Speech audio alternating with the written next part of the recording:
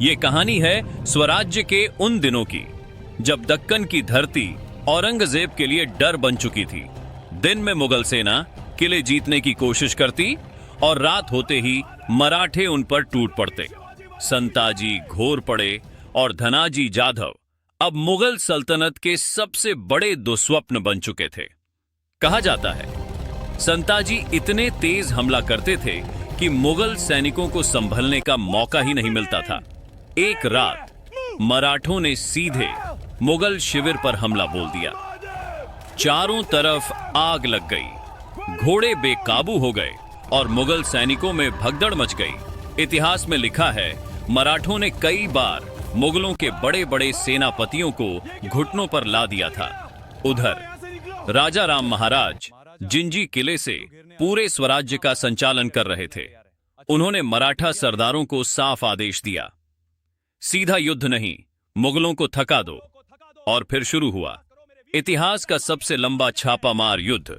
मराठे कभी मुगलों की रसद काट देते तो कभी उनके खजाने पर हमला कर देते। हजारों सैनिक होने के बावजूद मुगल सेना खुद को असहाय महसूस करने लगी। धीरे धीरे औरंगजेब का खजाना खाली होने लगा। साल गुजरते गए लेकिन स्वराज्य खत्म नहीं हुआ।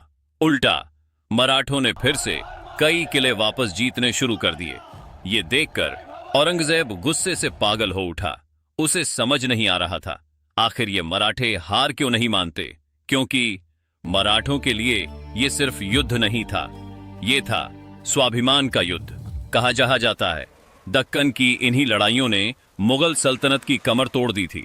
जिस औरंगजेब ने पूरे हिंदुस्तान को जीत लिया था, वही औरंगजेब अब दक्कन की पहाड़ियों में फंस चुका था। और सबसे बड़ी बात, उसका सबसे बड़ा दुश्मन कोई एक राजा नहीं था, बल्कि पूरा स्वराज्य था।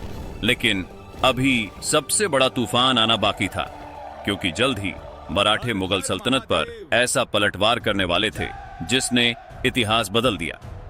धीरे वही औरंगजेब जिसने पूरे हिंदुस्तान को झुकाया था, दक्कन की धरती में फंसता चला गया। लेकिन अभी इतिहास का सबसे बड़ा पलटवार बाकी था, क्योंकि जल्द ही मराठे मुगल सल्तनत पर ऐसा हमला करने वाले थे जिसने औरंगजेब की पूरी ताकत हिला दी। आगे क्या हुआ, कैसे मराठों ने एक एक करके मुगलों की शक्ति तोड़नी शुरू की, कैसे दक्कन की लड़ाई मुगल साम्राज्य के अंत की शुरुआत बनी, ये जानने के लिए वीडियो को लाइक करो, चैनल को फॉलो, सब्सक्राइब करो, क्योंकि अगले भाग में इतिहास का सबसे खतरनाक मराठा पलटवार शुरू होने वाला है। छत्रपति शिवाजी महाराज की जय।